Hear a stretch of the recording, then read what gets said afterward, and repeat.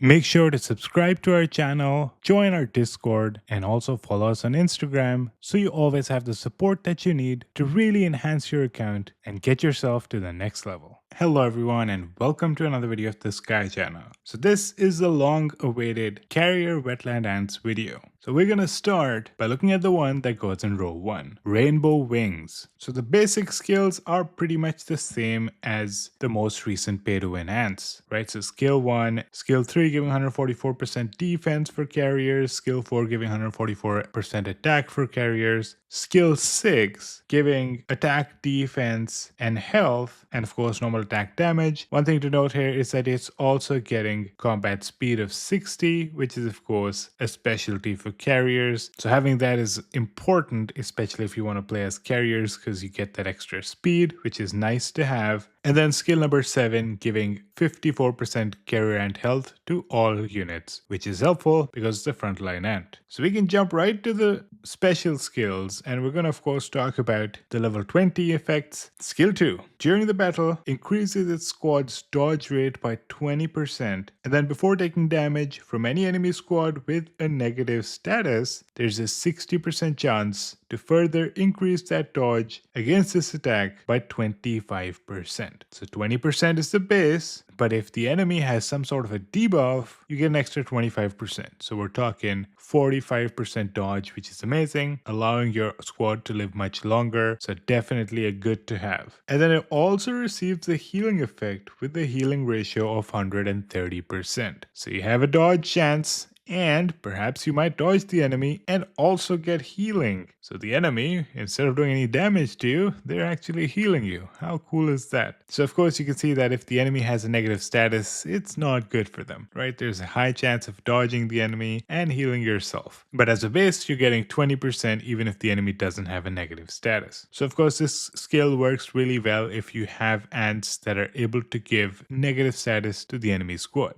If you don't have it at 2-star, the healing effect goes down to 100%, and the chance to further increase your dodge goes down to 50% instead of 60%. Skill number 5, 70% chance to deal 330% damage to 2 random enemy squads, and grants a buff to all of our squads, increasing the trigger chance of all of our skills by 5% for 2 rounds, which is stackable. So a 70% chance is amazing, 330% damage to 2 squads, that's 660% in total, which is amazing as well, especially for a 70% chance. And then you get an increase in trigger chance of all of your squads and all of their skills by 5%. And that's for 2 rounds. So if you do hit it twice in a row, you're talking 10% increase in the trigger chance, which is absolutely phenomenal. So a really powerful skill, a lot of damage, a very high chance of doing that damage, and also giving an amazing buff, increasing the probabilities of the skills of the other ants being released by a fairly high amount. If you don't have it at 5-star, the damage goes down to 280% to 2 squads. So that's 560% damage in total, which is still pretty good. So instead of 660, we're talking 560.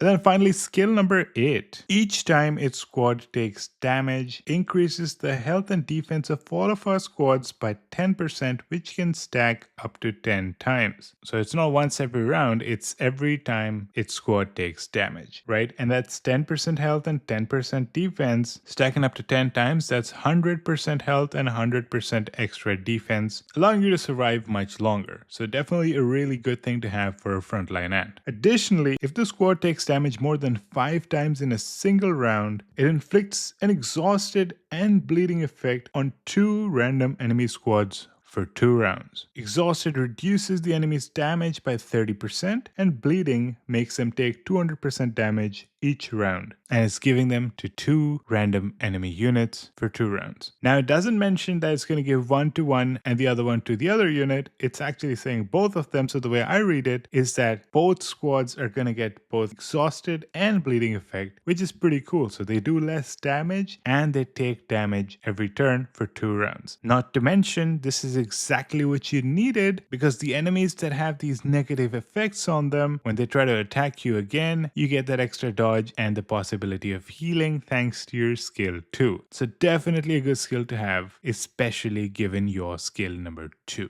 So a pretty nice frontline ant, I'll say, dealing a bunch of damage, giving a lot of survivability to its unit as well, and also helping the other units do more damage by giving them the possibility of increasing the trigger chances of their skills. The extra debuffs that it gives in skill 8 is definitely amazing as well. So what about the other wetland ant? Mimic Crawler. So the basic skills are exactly the same. Skill 1, 3 and 4 are exactly the same. Skill 6 also gives the 60 combat speed, which is of course amazing for you to have. And skill 7 gives carrier ant defense instead of health. And that's 120%, again consistent with the latest pay to win ants. So let's jump to the special skills. Skill 2, 60% chance to inflict one random negative status on 2 random enemy squads. And the statuses could be poison, which essentially makes them take 150% damage per round. Bleeding, the enemy takes 170% damage per round. Corrosion, the enemy takes 130% damage per round and their defense goes down by 30%. Vulnerability, the damage taken for that enemy unit goes up by 25%. And exhausted, the damage that the enemy deals is reduced by 25%. And these debuffs last for 3 rounds and they're stackable. Okay, so 60% chance is a pretty high chance, and it's putting a debuff on 2 random enemy squads. Now you can already see that this works really well with the other ant that we were just talking about, right? It had its own ability to assign some debuffs, but now this other ant, it has a whole skill dedicated to assigning debuffs with a reasonably high chance, 60% if you have it at 2-star. Not to mention the debuffs have other impacts as well, like the bleeding, poison, corrosion actually deals damage as well, and corrosion reduces their defense as well. Vulnerability makes them take more damage, while exhausted actually reduces their damage. So there is that benefit in addition to the other benefit that your frontline gets because of the enemy having the debuff. So really cool, and you can already see how these 2 ants work so well together. Now if you don't have it at 2-star, the chance reduces from 60% to 50%, but everything else remains the same. Skill 5, 70% chance, and 70% is a very good chance, to deal 460% damage to one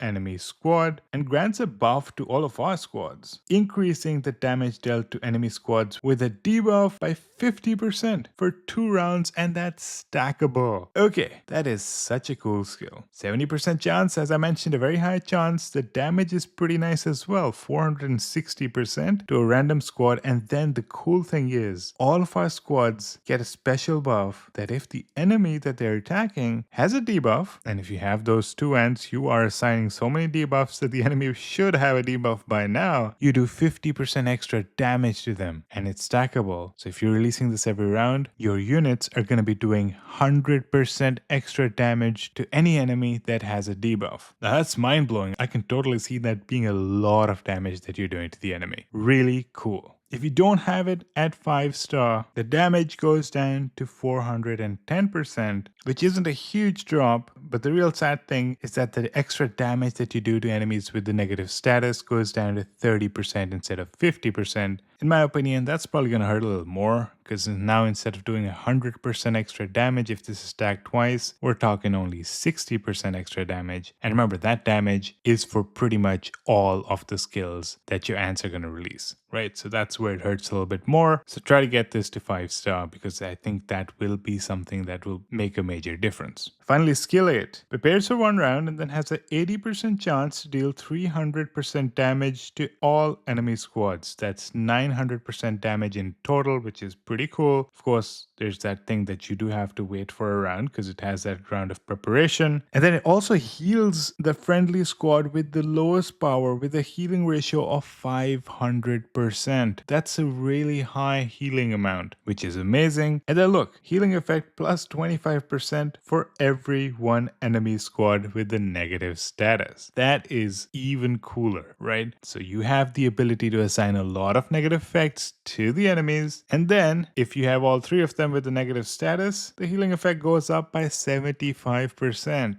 And the healing effect is already so high. So I can totally see this working really well, right? You're doing a ton of damage. You have a ton of healing now because of all of the negative effects that you're assigning to the enemy. So this seems like a really cool skill as well. Okay, so overall, the 2 ants seem to be working really well together. There's a huge focus on debuffs. And the more of the enemy roles that you actually did debuff, the stronger this combination becomes. Now, the debuffs are doing their own damage or reducing the damage that the enemies can do or increasing the amount of damage that the enemy takes, but also there's these other skills that are impacted by the enemies having a debuff. Like the first row one, if the enemy has a debuff, you get extra dodge and healing. This ant, if the enemy has a debuff and any of your squads are attacking them, they actually deal extra damage to that enemy. And here, based on how many enemies have debuffs, you increase the healing effect to one of your squads that has the lowest power. Overall, really cool, and I think the combination works extremely well together. But what about the third ant? Which ant should we really use it with? And if you look at that, while they do have some damage dealing capabilities, what you're missing is a backline heavy hitter. So let's take a look at some backline heavy hitters and see if they can actually work well. So there's CR, which is the jungle ant. It's a heavy hitter for sure. We've seen it do a lot of damage. So it does have some nice damage dealing potential for sure. It also has the ability to reduce the healing effect of the enemy. However, I'm not really sure that counts as a negative status. And then skill 8 actually increases the dodge and the skill damage that this ant can do, but it does have a reliance on its own squad having a bunch of dodge, which isn't something that these wetland ants are really focusing on. So this ant can definitely work well. I just don't see that perfect synergy that I wanted to see between the wetland ants and the jungle ants. That being said, we'll have to see how well this ant works together because it does have a lot of damage dealing potential and you are getting some additional buffs like the increase in trigger chance and the increase in damage if the enemy has a debuff, and you already are assigning a bunch of debuffs anyway, so this could possibly work. It's just that I don't see that perfect synergy like I saw with the two wetland ants. Well, how about golden crystal? Well, you know what? This one seems to have a little bit more synergy. So we all know it does have some pretty nice damage dealing skills. Everyone's using golden crystal for pangolin for that particular reason, and it is definitely a heavy hitter. But this is where it gets interesting. It also has a chance of poisoning the enemy, and that poison is a debuff. So it is a negative status and it does count, and therefore golden crystal does actually synergize with the two wetland ants, which is of course amazing. At the same time, skill 8, if the enemy is poisoned, it actually increases the skill damage that it does to them. And don't forget that the wetland ant, the support one, has a chance of poisoning an enemy. So theoretically, it could help golden crystal do even more damage because of assigning poison to one of the enemies that golden crystal targets. So in my opinion, golden crystal might actually work better with the wetland ants as opposed to CR. That being said, it'll have to be tested before we can actually say for sure. Shikaree Master could also work well. Now the thing about Shikaree Master is that it does have high damage dealing skills, but a low probability of doing those skills. But with its awakening and with the ability of the wetland ants, the chance of triggering can actually be increased, allowing Shikaree Master to do a bunch of damage. Now we all know Shikaree Master is that moody ant that can do a ton of damage, but it's a bit about luck because of the low probabilities, but these added chances of releasing the skills could make up for it. The other thing is, it also assigns an exhausted effect on the enemy, which is technically a debuff and a negative status, so it could help the wetland ants as well. This of course remains to be tested, but I do see a little bit of a synergy here as well. Finally, there's the paid ant LB. At one time it was called the king of attack for carriers, and I'm assuming this would work well with the wetland ants as well, purely because of it being a pretty heavy hitter. Other than the fact that it does a bunch of damage, there is that skill 8 that assigns a bit of a debuff to the enemy, but I'm not sure if that counts towards the negative status that the wetland ants require. But if it does, this works even better because then this is actually helping the wetland ants as well while doing a bunch of damage. So theoretically, this could be a perfect fit as well. And since I still have you here, I do want you to know that starting January, you can get between 10 to 35% bonus on in-game purchases in the Ants Underground Kingdom. The promo codes are not active right now, but starting January they will be, so you can start gaining a bunch of amazing bonuses. The steps are quite simple. All you need to do is follow the video that I'm linking to this video, and you can also click that button that's going to appear at the top right of your screen to go to that video. The latest promo code is going to be in the name of that video, so you will know which promo code to use to get these amazing bonuses. And as the promo code changes, I'll update the title of that video. A lot of other people are taking advantage of this. Feel free to check it out. If you have any questions, you can join our Discord and I can guide you through the process as well. Alright, so that's the analysis of the Carrier Wetland Ants. I know a lot of things have to be tested, so once the wetland starts, people will start testing and we will see how these ants perform practically. Thank you so much for watching, and I hope to see you in the next one.